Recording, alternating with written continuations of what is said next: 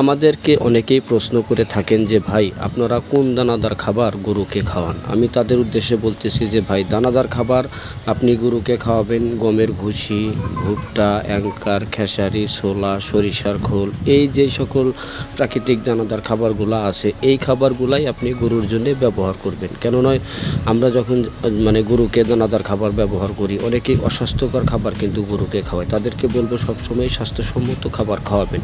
আর মোটা তাজা করার যে মেডিসিনগুলো আমরা ব্যবহার করি, আমরা কিন্তু গরুর জন্য কখনো ব্রয়লারের ফিড ব্যবহার করি না।